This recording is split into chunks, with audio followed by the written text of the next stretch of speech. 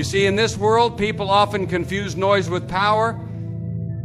They think the loudest voice wins the argument, the boldest claim secures the victory, and the one who speaks first gets ahead. But let me tell you something that life has taught me, and maybe it's time we all listened a little closer. Real power doesn't need to announce itself.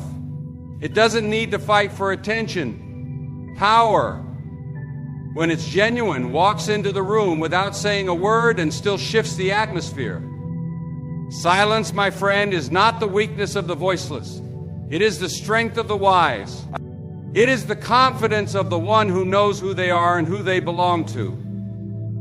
The one who has seen enough storms to know they don't need to yell back at the wind. They just wait because they know who calms the seas. Think about Jesus for a moment when he stood before Pilate, when he was accused by men, mocked, insulted, spat upon. He didn't argue. He didn't fight back. He didn't raise his voice to prove his innocence. He was silent. Not because he was powerless, but because he had already won. That silence spoke louder than any defense. That silence was strength. There are moments in your life when the best thing you can do is say nothing at all. Not because you don't have the words, not because you don't know the truth, but because the moment doesn't deserve your energy. It doesn't deserve your peace. You don't need to explain your calling to people who weren't in the room when God called you. You don't need to justify your path to those who were never meant to walk it with you. Silence is a response. It's a response of maturity. It's a sign that you've grown, that you're no longer moved by opinions or provoked by provocation. It's easy to react. It takes discipline to remain still. It's easy to argue. It takes character to walk away and let God do the talking for you. You see, when you're silent, you're not ignoring the storm. You're trusting that the storm doesn't have the final word. You're not letting people walk over you. You're letting God lift you above the noise. There's a difference. Because when you open your mouth at the wrong time, you can delay what God wants to do through you. But when you remain silent in faith, you give Him full control. And trust me, God never loses control. I want to tell someone listening right now, you don't have to raise your voice to raise your value. You don't have to argue to be understood. Sometimes the most powerful thing you can do is stay quiet and let God be your defender. Let your actions speak. Let your growth speak. Let your fruit speak. In fact, some of you are tired not because you're walking the wrong path, but because you're carrying too many conversations that were never yours to have. You're drained because you keep responding to things that are beneath your purpose. Not everything deserves your answer. Not every insult needs a reply. Sometimes silence is the only way to keep your spirit clean while the world throws dirt on your name. And let me tell you this, God hears what they say about you behind closed doors. He sees who's smiling in your face and speaking against you when you're not around. And if you stay silent, if you refuse to stoop down to their level, God will handle it. Oh yes, He will. He will make a table for you, not just in any place, but right there in the presence of your enemies. And you won't have to say a word. Your silence will be your vindication. There's a kind of peace that comes when you finally realize you don't owe anyone an explanation for the blessings God has placed over your life. People may question how you got there. They may wonder why God is opening doors for you. But they weren't there for the nights you cried. They didn't see the sacrifices you made. They didn't see the battles you fought in silence. So why waste your breath trying to convince them? Let them wonder. Let them talk. While they gossip, you grow. While they slander, you soar. While they're watching, keep walking.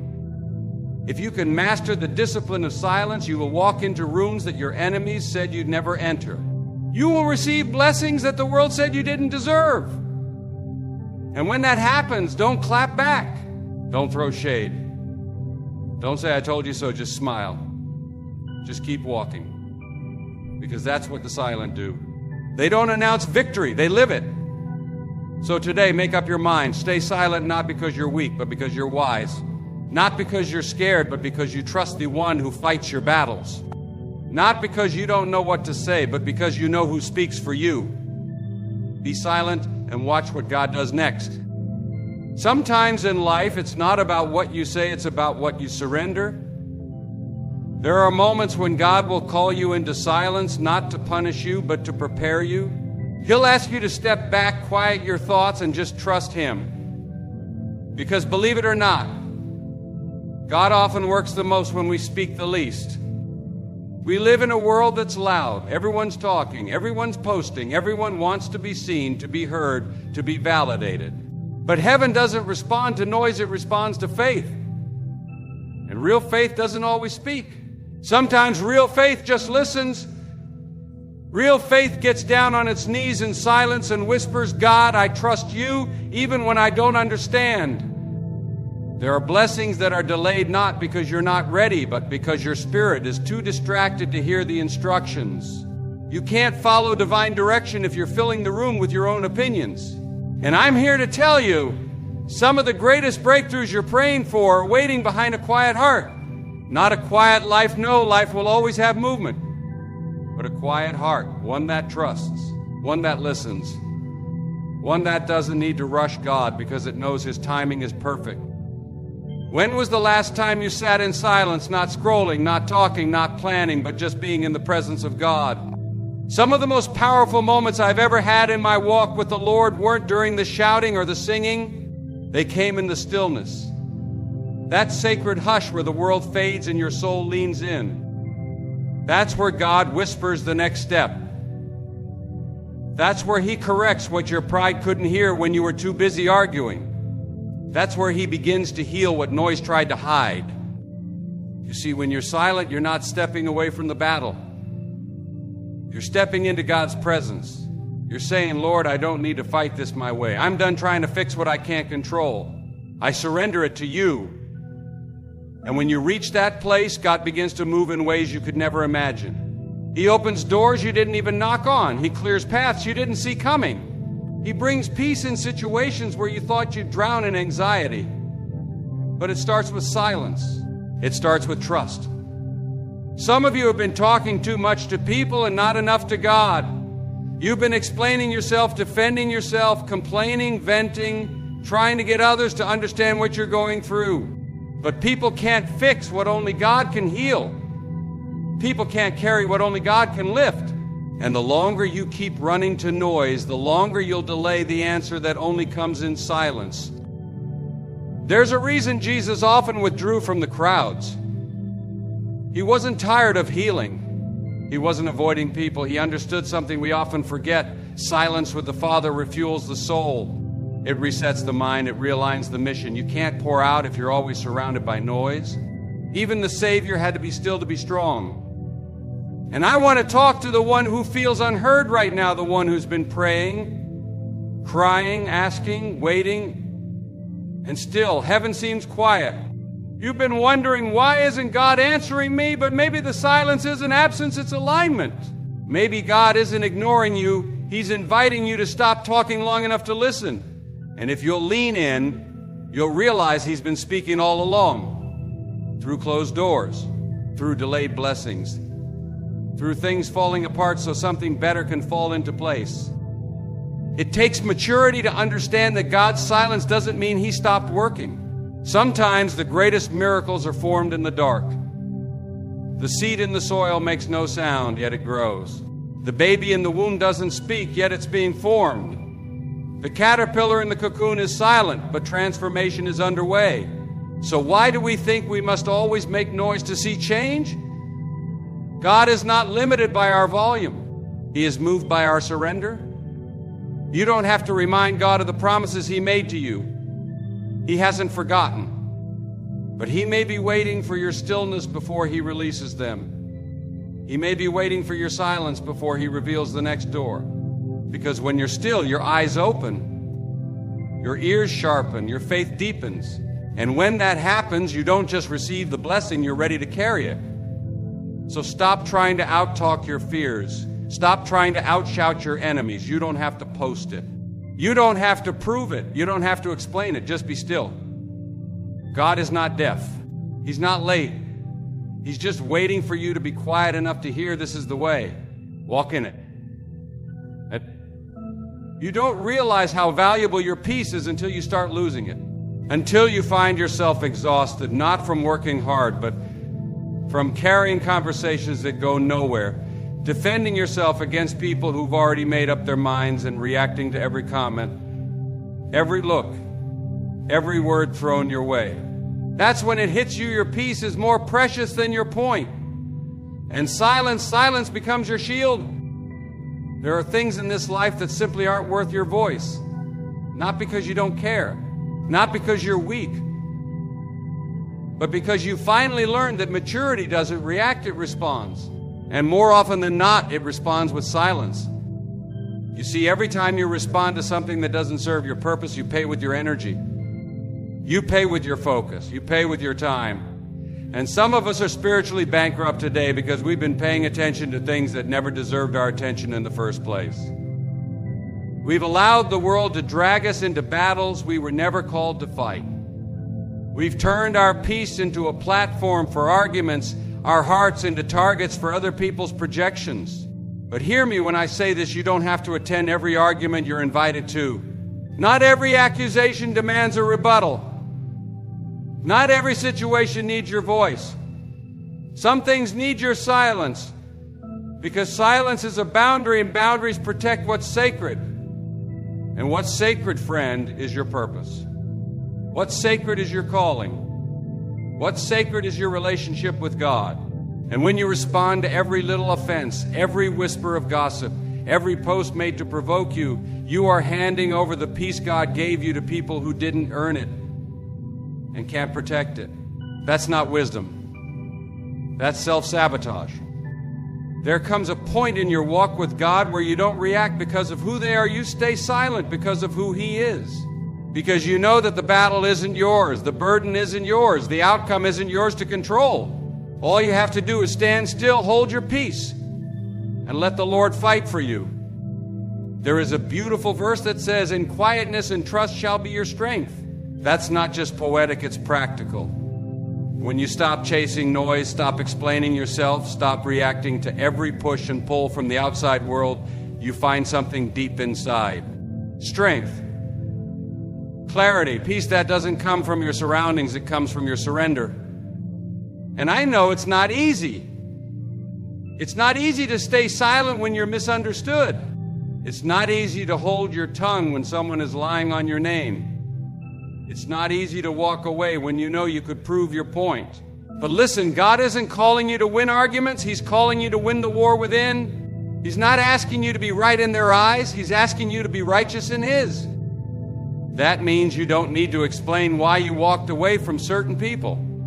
You don't need to justify why you're not answering every message. You don't owe anyone an explanation for protecting your peace. Sometimes the best thing you can do is smile, say nothing, and keep walking. Because your silence is your growth. Your silence is your healing. Your silence is your strength. Let them talk, let them assume, let them misunderstand, because the truth is they talked about Jesus too. And still He fulfilled His purpose. Still He rose. Still He changed the world. Not with arguments, but with obedience. Not with noise, but with presence. And if He can stay silent in front of His accusers, knowing who He was, so can you. You don't have to defend yourself when heaven is already defending you. You don't have to react when your reaction could cost you your peace. Just because they're loud doesn't mean they're right. And just because you're quiet doesn't mean you're weak. Sometimes silence is the loudest declaration that your spirit belongs to God, not to people's opinions. You want to grow? You want to walk in peace? Then protect your energy, guard your mind, and be very selective about what deserves your voice, because your voice is powerful, and what's powerful must also be protected. Be silent and let peace become your greatest weapon. There's a reason God tells us to be still, not just to stop moving, but to quiet the noise in our hearts and minds. Because silence isn't just the absence of sound, it's the presence of trust. It's saying, Lord, I don't know what you're doing right now, but I believe you're doing something good. And that kind of silence That's where strength is born. Sometimes we're so busy talking, worrying, complaining, trying to figure things out that we forget God already has the answer. We think our words will fix it. We think if we say more, plan more, stress more, then maybe something will change. But faith doesn't grow through noise. It grows through stillness. It grows when you decide to stop asking why and start saying, I trust you anyway. You see, real trust shows itself when you can't see the way. When everything is dark, uncertain, when the prayers seem unanswered and the path looks unclear, that's where faith steps in. That's where silence becomes power. Not the silence of despair, but the silence of confidence. The kind of silence that says, even if I don't understand it now, I know who holds tomorrow. God doesn't always explain himself. He doesn't always send the details, but he does promise his presence. And sometimes he's waiting for you to stop talking long enough to feel it. You can't hear the whisper of the Holy Spirit when your mind is filled with fear and your mouth is filled with complaints. But if you can calm the storm inside, you'll begin to realize he's been there the whole time. Some of you are walking through a season right now that doesn't make sense. You're trying to trust, but nothing is moving. Nothing is opening. Nothing is changing, and you're tempted to panic. You're tempted to go back, to compromise, to say something, to do something, anything to make something happen. But sometimes the most powerful thing you can do is nothing. Just stand still. Just trust. Just be silent and let God be God. Think about the children of Israel standing at the edge of the Red Sea. The enemy behind them, the water in front of them. No way forward, no way back. And what did God say? Stand still and see the salvation of the Lord. He didn't tell them to build a boat. He didn't tell them to run. He told them to stand, to be still, to trust. And the moment they obeyed, the sea split wide open. That's the kind of God we serve. The kind who makes a way where there is no way. But he doesn't always move when we speak. Sometimes he moves when we stop speaking, when we stop panicking, when we stop trying to be in control, when we finally say, God, I surrender this completely to you. You can't hold the pen and ask God to write your story at the same time. At some point, you've got to lay it down. You've got to say, God, even if I don't see it, I'll trust you. Even if I don't hear you, I know you're near. Even if I don't feel anything changing, I believe you're working behind the scenes.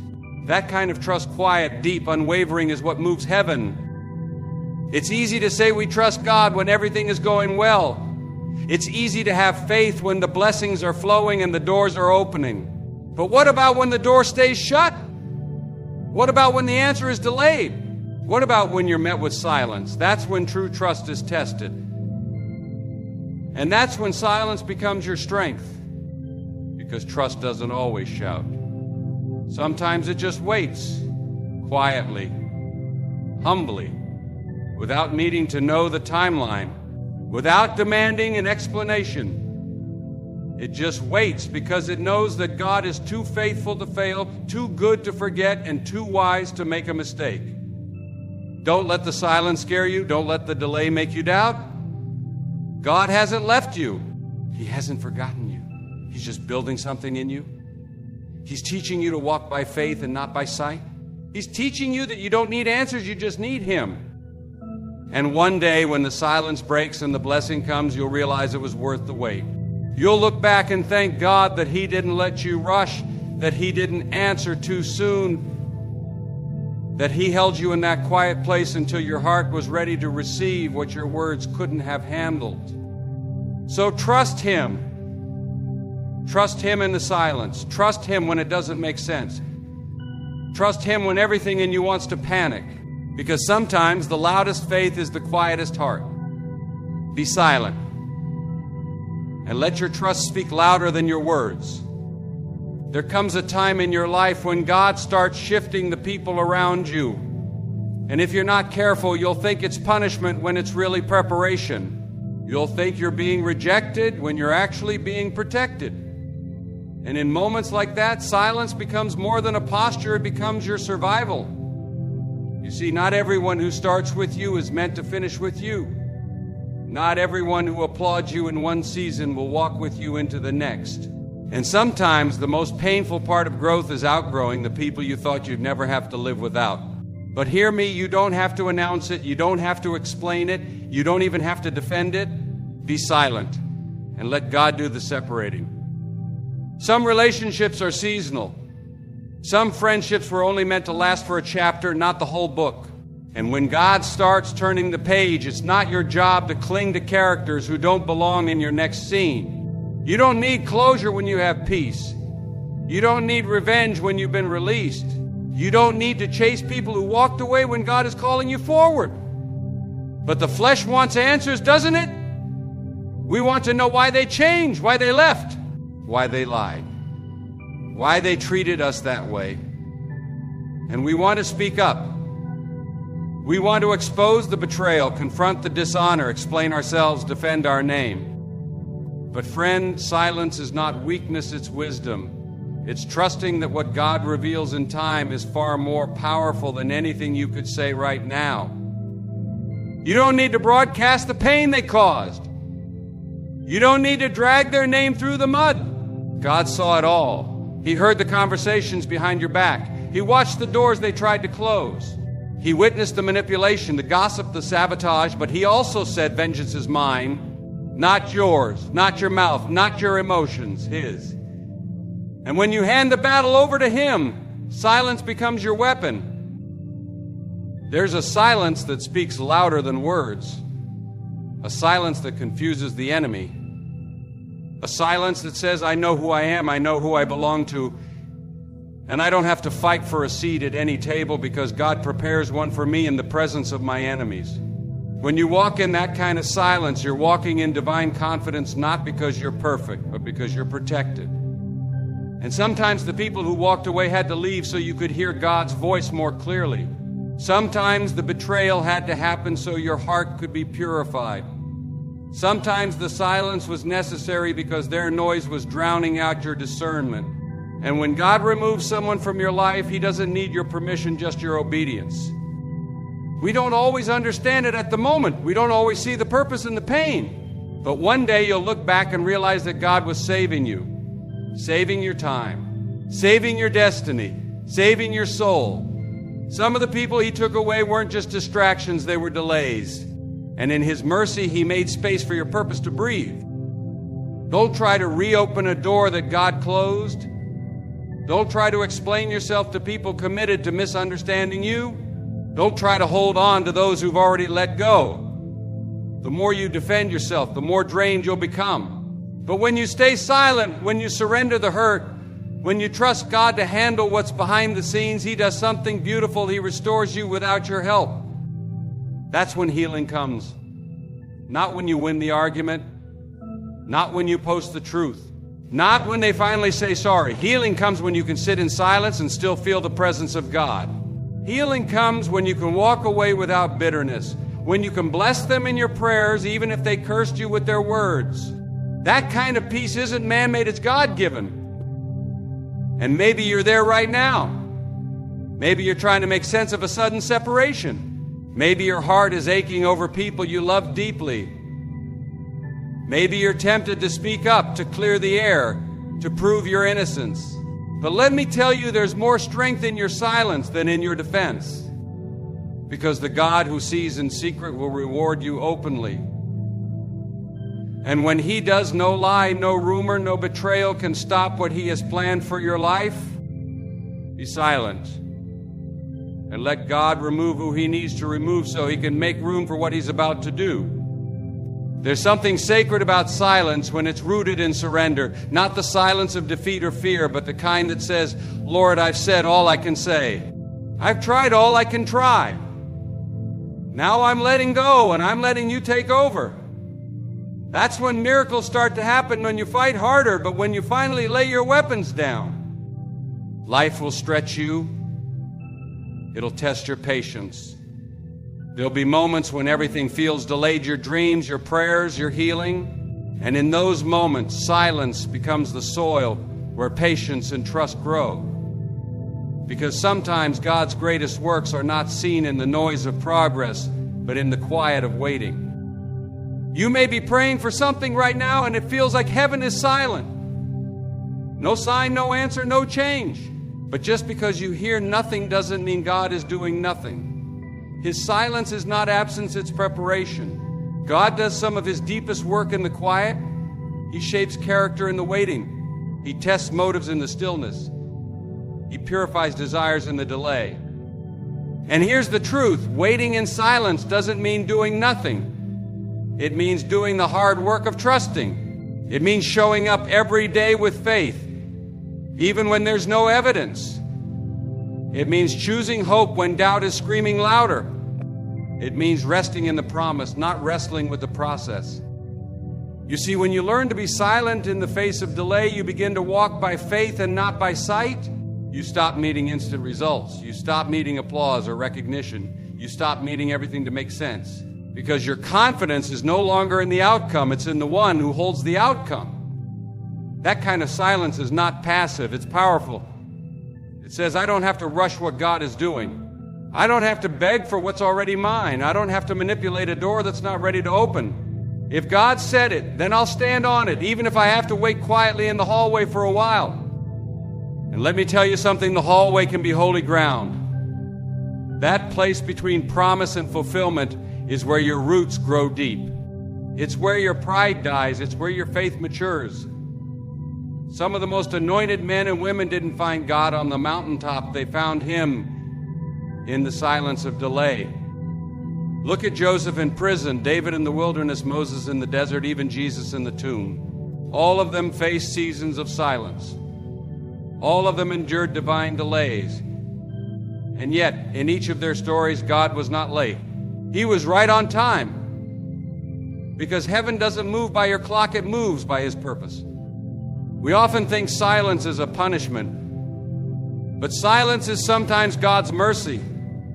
Because if he gave you what you wanted too soon, it might destroy you. If he opened the door before you were ready, it could become a burden instead of a blessing. God loves you too much to give you something you're not prepared to carry.